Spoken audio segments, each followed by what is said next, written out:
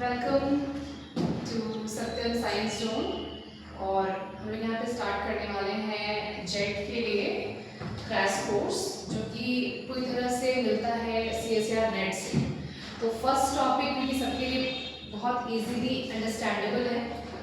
First मैं आप लोगों को कोर्स के बारे में बताना चाहती हूँ। ये जो कोर्स है हमारा अभी से लेकर 20 डेज के लिए चलेगा, लेकिन हाँ, आपको क्लासेस मतलब उसकी जो रिकॉर्डिंग है वो आपको एक दिन में दो रिकॉर्डिंग्स मिलेंगे। तो आज जो हम लोग टॉपिक कवर करने वाले हैं वो है सेल ऑर्गेनल्स, ठीक है, जो कि आता है, अगर आप सिलेबस पे जाएंगे CSIR यूनिट का सिलेबस में, तो उसका यूनिट 2 का ये A और B पार्ट है, ठीक है। The cell and the subcellular organelles ये इसका पार्ट है। तो मैं डॉक्टर अनुभा कुमारी, मैं असिस्टेंट प्रोफेसर हूँ। मैं आप लोगों को पढ़ाऊँगी। 8 इयर्स का एक्सपीरियंस है मेरा, और मैं ऑलरेडी 2 बार नेट क्वालिफाई कर चुकी हूँ, ठीक है। तो स्टार्ट करते हैं, ज़्यादा समय नहीं है हमारे पास। एक चीज़ और मैं आपको बताना चाहूँगी, आप सत्यम साइंस हज़ारीबाग इसको आप सब्सक्राइब कर दिए। हमारा सारा जो टॉपिक है, क्योंकि वो हम लोग कभी भी अपलोड करेंगे, आप उसको सब्सक्राइब करके तुरंत से बेल आइकन दबा देंगे। इससे क्या होगा कि कंटिन्यूसली आपके फीड में आते रहेगा कि कौन कौन से वीडियो हमने अपलोड किए हैं। तो जो फाइनल हमारा यहाँ पर मैं जो यहाँ पे दिखा रही हूँ आपको, ये क्या है कि कौन कौन से टॉपिक यहाँ पे कवर्ड होंगे, जैसे कि nucleus, endoplasmic reticulum, Golgi apparatus, lysosome, peroxisomes, mitochondria. इससे आप जो सबसे ज़्यादा क्वेश्चन आता है फ्लूइड मोज़ेक मॉडल से आता है, सेल मेम्ब्रेन से आता है, हम लोग उसको भी हाईलाइट यहाँ पे करेंगे, ठीक है। तो ये हमारा लर्निंग आउटकम है। जैसे कि हमारा सेल, ये आप जो देख रहे हैं ये एनिमल सेल्स है। आपने जहाँ तक पढ़ा है आप जानते हो कि बहुत कम ही ऑर्गेनल्स आपने बहुत डिस्क्राइबिंग लेके पढ़ा होगा, पर क्योंकि ये जेट का एग्जाम है तो आपको अच्छे से पता होना चाहिए सारे जो हमारा ऑर्गेनल्स है, जैसे कि माइटोकॉन्ड्रिया, साइटोप्लाज्म, लाइसोसोम, माइक्रोट्यूब्यूल्स, ठीक है, जो कि साइटोस्केलेटन का पार्ट होता है। हमारा एंडोप्लाज्मिक रेटिकुलम जो कि 2 पार्ट में डिवाइडेड है, स्मूथ एंडोप्लाज्मिक रेटिकुलम और रफ एंडोप्लाज्मिक रेटिकुलम। हमारा गोल्गी apparatus या गोल्गी कॉम्प्लेक्स, जिसका 2 पार्ट्स होता है, सिस फेस और ट्रांसफेस। इसके अलावा अगर हम न्यूक्लियस पे नजर डालें तो न्यूक्लियस में आप जान रहे हैं कि सबसे ऊपर का लेयर को हम लोग कहते हैं न्यूक्लियर मेम्ब्रेन। इसके अंदर होता है न्यूक्लियोप्लाज्म, और ये कंप्लीट हमारा न्यूक्लियस है जहाँ पे हमारे क्रोमोसोम्स रहते हैं, ठीक है। न्यूक्लियर पोल्स है, इसका आगे हम लोग देखेंगे कि क्या फंक्शन है न्यूक्लियर पोल का, ठीक है। क्रोमेटिन इसी में प्रेजेंट होता है क्रोमोसोम के रूप में।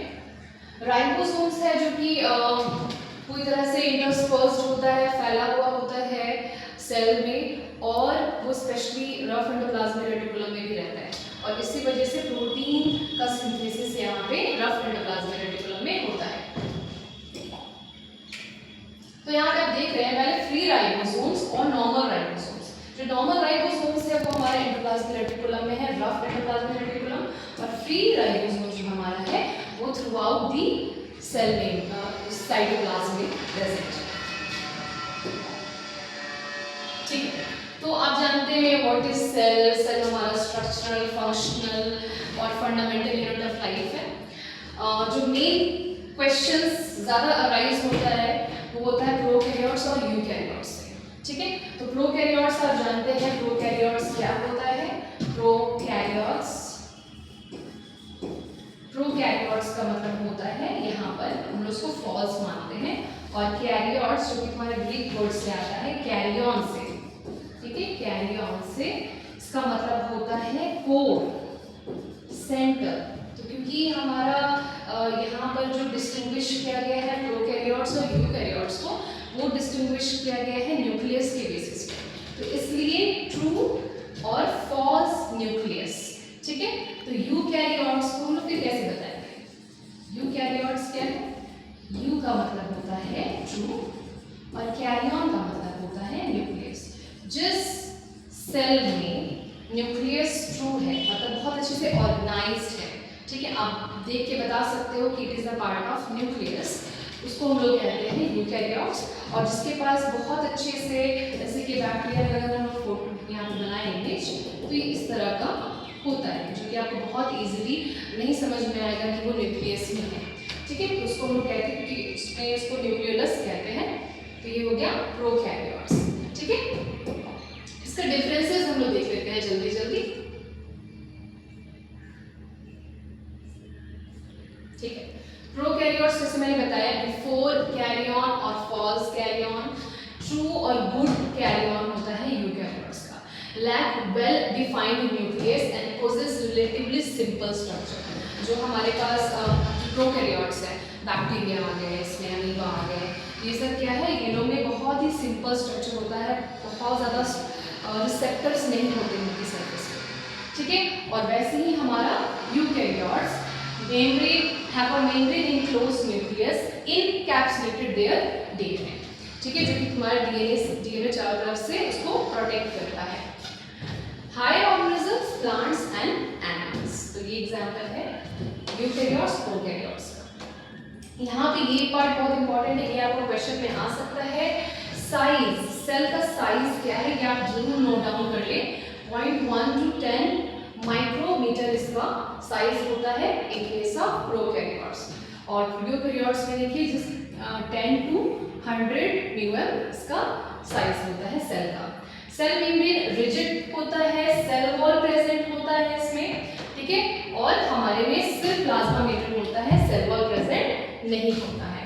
साइटोप्लाज्म विस्कस होता है, नो सब सेलुलर ऑर्गेनेल्स आर प्रेजेंट। बहुत ही रेयर, जैसे कि राइबोसोम, और क्योंकि इसमें भी क्रोमोसोम होते हैं तो राइबोसोम्स पाया जाता है प्रोकैरियोट्स में, लेकिन यूकैरियोट्स में हमारा सारा ऑर्गेन्स पाया जाता है, जो कि हम लोगों ने भी पिछले स्लाइड में देखा। यहाँ पे एक डिफरेंस है कैरेक्टरिस्टिक्स के बेसिस पे। Nucleus, nuclear zone with DNA, ये हमारा एक सिंपल सा ऐसा पार्ट होता है जिसमें हम डीएनए प्रेजेंट होता है प्रोकैरियोट्स में। यूकैरियोट्स में वेल डिफाइंड न्यूक्लियस होता है हमारा। ठीक है, हम लोग यूकैरियोट्स में आते हैं।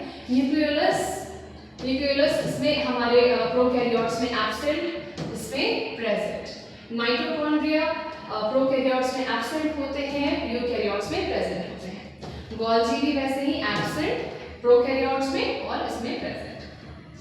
साइटोस्केलेटन प्रोकैरियोट्स में एब्सेंट, यूकैरियोट्स में प्रेजेंट।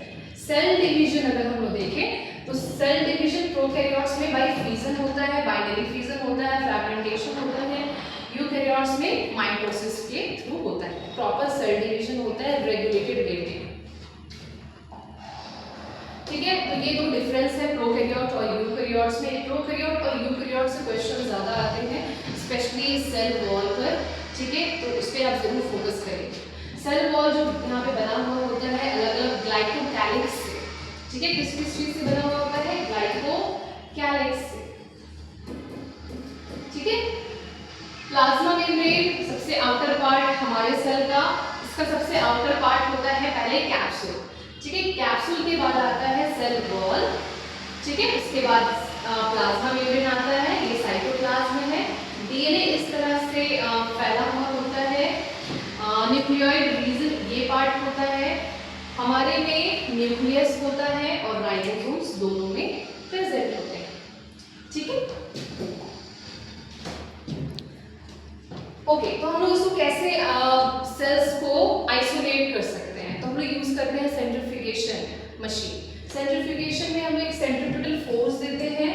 हमारा जो सैंपल है उसको यहाँ पे हम लोग पुट करते हैं, और ये जो मोटर है ये रोटेट करता है एक पर्टिकुलर स्पीड में, एक पर्टिकुलर आरपीएम में, और फिर हमें अपना सेल कंटेंट, जो भी सेल ऑर्गेनल्स हमें चाहिए वो सेल ऑर्गेनल्स हमें मिल सकता है। प्रॉपर स्पीड है सारे सेल ऑर्गेनल्स के लिए। ठीक है, अगर आपको डीएनए को आइसोलेट करना है तो आपको चाहिए कम से कम 10,000 आरपीएम फॉर 5 to 10 मिनट्स। ठीक है, तो वैसे ही अलग अलग ऑर्गेनल्स के लिए अगर आपको अलग से उसको आइसोलेट करना है तो सेंट्रीफ्यूज में जो आरपीएम है और जो टाइम है उसका आपको ध्यान रखना होगा। ठीक है, तो हम लोग कैसे ऑर्गेनल्स को सेपरेट कर सकते हैं, इसमें क्वेश्चन आ सकता है, तो उसको आप याद रखेंगे सेंट्रीफ्यूज से, और completely based on RPM and the time. Okay, so what we do here, आप देख रहे होगे कि हम लोग यहाँ से ये मिक्सर का एक्चुअली यहाँ पे फोटो है, लेकिन ये है सेंट्रीफ्यूज। ठीक है, ये सेंट्रीफ्यूज मशीन है आपको दिखाने के लिए कि जो मिक्सर काम कर रहा है वो कम आरपीएम में काम करता है, लेकिन हमारा जो सेंट्रीफ्यूज मशीन है वो अच्छा खासा आरपीएम में up to 1 lakh 1.5 lakh RPM में भी चलता है पर मिनट में, रोटेशन पर मिनट। ठीक है, तो उसी के हिसाब से जैसे हम लोग इसको सेंट्रीफ्यूज करते हैं, सेंट्रीफ्यूज अगर हम कर रहे हैं 10 मिनट्स 800 ग्रेविटी में, तो हमें क्या क्या मिलेगा? तो फर्स्ट हमें यहाँ पे न्यूक्लियाई सेडिमेंट मिलेगा। अगर हम इसको 15,000 आरपीएम में कर रहे हैं फॉर 10 मिनट्स कर रहे हैं, तब हमें मिलेगा माइटोकॉन्ड्रिया, लाइसोसोम, पेरोक्सीसोम्स, उसका सेडिमेंट मिलेगा, मतलब कि वो नीचे आएगा। जब भी हम लोग सेंट्रीफ्यूज करते हैं तो दो पार्ट होता है, एक पार्ट होता है जिसको हम सुपरनेटेंट कहते हैं जो कि ऊपर में होता है, और एक पार्ट होता है जो हम लोग को नीचे मिलता है जिसको हम लोग पैलेट कहते हैं। यहाँ पे इसको सेडिमेंट से दिखाया गया है। ठीक है, उसके बाद वापस से आपने अगर 1 लाख ग्रेविटी पे आपने 1 लाख आरपीएम में 60 मिनट तक आपने इसको रोटेट किया, तब आपको क्या मिलेगा? आपको मिलेगा fragments of plasma membrane, plasma membrane टूटा हुआ मिलेगा आपको, एंड एंडोप्लाज्मिक रेटिकुलम सेडिमेंट आपको मिलेगा। एंड नेक्स्ट अगर आप 2 लाख ग्रेविटी पे 3 आवर्स के लिए सेंट्रीफ्यूज करते हैं, then you will give a ribosomes. तो इस तरह से आपको कंप्लीट ऑर्गेनल्स डिफरेंट स्पीड पे विथ टाइम, ठीक है, आपको ये मिलेगा। तो ये कंप्लीट यहाँ पे मैंने चार्ट बनाया है। मैं आप लोगों को बताना चाहूँगी कि नोट्स के लिए मैंने आपको जो नंबर दिया है उस पर कॉन्टैक्ट करें, आपको नोट्स मिल जाएगी। हाँ, नोट्स आपके लिए बहुत ही महंगा प्राइस मैंने नहीं रखा है। ठीक है, आप कॉन्टैक्ट करोगे, आपको प्राइस पता चल जाएगा, सारा नोट्स आपको मिल जाएगा प्रॉपर। ठीक है, जिससे आप इजीली प्रिपेयर कर सकते हैं। तो यहाँ पे कंप्लीट ये नोट्स है, आप चाहें तो उसको स्क्रीनशॉट ले सकते हैं। Nucleus organelles have very specific function. जितने भी हमारे ऑर्गेनल्स है सबका इंपॉर्टेंट फंक्शन है, सबका बहुत ज़्यादा इंपॉर्टेंट रोल है। पहले ही मैंने डेफिनेशन में बताया आपको कि सेल हमारा फंक्शनल यूनिट ऑफ लाइफ है, मतलब एक cell itself can survive by its own, ये खुद ही सर्वाइव कर सकता है। जैसे कि आप एग्जाम्पल की तुम समझ सकते हैं, बैक्टीरिया जो है एक ही सेल का है बट वो सर्वाइव कर रहा है, वो इन्फेक्ट कर सकता है।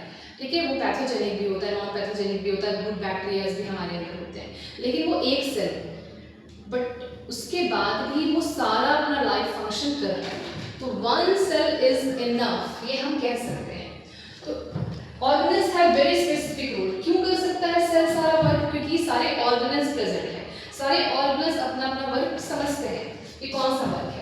Their specific enzyme activity serve as a marker of the organelle during isolation. तो ये जो वर्क हमारा होता है ये एंजाइम्स के थ्रू होता है। ठीक है, और ये एंजाइम ही सारा वर्क कंप्लीट करते हैं। एंजाइम्स, प्रोटीन, हार्मोन्स, ये तीन जो पार्ट है प्रोटीन्स का, ये बहुत ही इंपॉर्टेंट पार्ट है। ठीक है, न्यूक्लियोप्लाज्म, जैसे कि ये जो न्यूक्लियस है हमारे आरबीसी में एब्सेंट होता है, ये आपको ध्यान रखना होगा। ठीक है, nucleoplasm, nuclear envelope, nucleolus, endoplasmic reticulum और राइबोसोम्स, इसका क्लस्टर है जो हमें न्यूक्लियस में मिलता है। यहाँ पे राइबोसोम मैंने इसलिए दिखाया है कि जस्ट अटैच है, ठीक है, एंडोप्लाज्मिक रेटिकुलम से। न्यूक्लियस से जस्ट अटैच होता है हमारा एंडोप्लाज्मिक रेटिकुलम और उसी में मिलता है हमें राइबोसोम्स, इसलिए यहाँ पे मैंने डिनोट किया है एंडोप्लाज्मिक रेटिकुलम और राइबोसोम्स। ठीक है, तो मैं क्योंकि ये सब चीज़ आप ऑलरेडी जानते होंगे तो मैं डायरेक्टली आती हूँ डीएनए में। जो डीएनए है हमारा, जानते हो कि थ्रेड होता है, ठीक है, जो कि हिस्टोन प्रोटीन के थ्रू वो उसको पैक किया जाता है न्यूक्लियस के अंदर। ठीक है, तो हिस्टोन हमारा जो है वो पॉजिटिव चार्ज है और हमारा जो डीएनए है वो नेगेटिव चार्ज है, इसलिए ये दोनों बॉन्ड बनाता है। और सबसे पहले जो बनता है स्ट्रक्चर उसको हम लोग कहते हैं न्यूक्लियोसोम। उसके बाद ये न्यूक्लियोसोम और कंडेंस्ड होकर बनता है क्रोमेटिन, और क्रोमेटिन और ज़्यादा कंडेंस्ड होकर बनता है क्रोमोसोम्स, जिसको हिंदी में हम लोग गुणसूत्र कहते हैं। ठीक है, तो क्रोमोसोम्स ही हमारा जेनेटिक मटेरियल कंटेन करता है, इसी के अंदर हमारा डीएनए होता है और ये डीएनए हिस्टोन के साथ मिलकर पैकेजिंग में हेल्प करता है, मतलब हिस्टोन पैकेजिंग में हेल्प करता है डीएनए को, जिसकी वजह से थोड़ी ही जगह पे हमारा इतना लंबा सा डीएनए रह पाता है न्यूक्लियस में। ठीक है, बल्कि आप जानते हैं स्मूथ एंडोप्लाज्मिक रेटिकुलम, क्योंकि ये हमारा क्रैश कोर्स है तो मैं बहुत ज़्यादा डीप में नहीं जाऊँगी, ऑलरेडी सबके क्लासेस हो चुके हैं। ठीक है, तो ये रफ एंडोप्लाज्मिक रेटिकुलम और smooth endoplasmic reticulum. Rough endoplasmic reticulum क्यों कहते हैं? क्योंकि इसमें राइबोसोम्स होते हैं, और स्मूथ इसलिए कहते हैं क्योंकि इसमें राइबोसोम्स नहीं होते हैं। ठीक है, जैसा कि आप देख पा रहे हैं, हाँ एक चीज़ आपको ध्यान देना होगा कि स्मूथ एंडोप्लाज्मिक रेटिकुलम जो है वो लिपिड का सिंथेसिस करने के लिए होता है, और जो रिएक्शन होता है इसमें हाइड्रोक्सिलेशन रिएक्शन होता है। आपने बहुत जगह साइटोक्रोम देखा होगा, यहाँ तक कि रेस्पिरेशन में इलेक्ट्रॉन ट्रांसपोर्ट चेन जो है उसमें भी साइटोक्रोम्स बनते हैं, तो यहाँ पे यही रिएक्शन यहाँ पे होता है। या और प्लस इसमें मार्कर एंजाइम्स बनते हैं। ठीक है, ग्लूकोज 6 फॉस्फेटेज भी यहीं पे बनता है, बहुत ही इंपॉर्टेंट एंजाइम है ये ग्लूकोज 6 फॉस्फेटेज। ठीक है, रफ एंडोप्लाज्मिक रेटिकुलम इसमें राइबोसोम्स होता है और ये मेन साइट है फॉर प्रोटीन सिंथेसिस। स्टॉप